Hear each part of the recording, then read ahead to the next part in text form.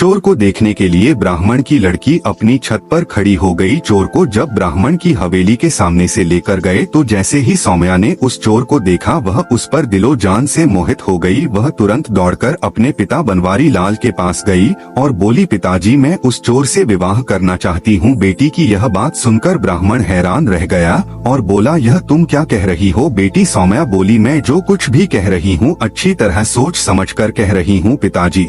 मैंने उसको अपना पति मान लिया है। अगर उसको शूली पर लटकाया गया तो मैं भी उसके साथ सती हो जाऊंगी। अपनी इकलौती बेटी की यह अजीब सी जिद सुनकर बनवारी लाल के पैरों नीचे से जमीन खिसक गई। उसने अपनी बेटी को समझाने की बहुत कोशिश की पर वह अपनी जिद में टस से मस न हुई। अंततः अपनी बेटी की ममता के वशीभूत हो ब्राह्मण राजा के पास जाता है और सारी बात राजा को बताकर चोर को छोड़ने का निवेदन करता है। ब्राह्मण की सारी बात सुन राजा आश्चर्य से बोला, ऐसा कैसे हो सकता है? मैं ऐसा चाहकर भी नहीं कर सकता। मुझे अपनी प्रजा को भी जवाब देना है। अगर चोर को ऐसे ही छोड़ दिया तो सब नगरवासी क्या कहेंगे? कोई हल न मिलने पर बेचारे ब्राह्मण ने वापस घर जाकर अपनी बेटी को बहुतेरा समझाया पर वह अपने निश्चय पर अटल थी। सौम्या के हठ का समाचार पूरे पास पड़ोस में फैल गया। उड़ती उड़ती बात चोर के कानों तक भी आ पहुंची। जब चोर को पता चला तो वह रोने लगा। तय समय और घोषणा के मुताबिक चोर को नगर के चौराहे पर ले जाया गया। चोर को फांसी होने का दृश्य देखने के लिए सारा नगर टूट पड़ा। चोर को जब शूली के पास लाया गया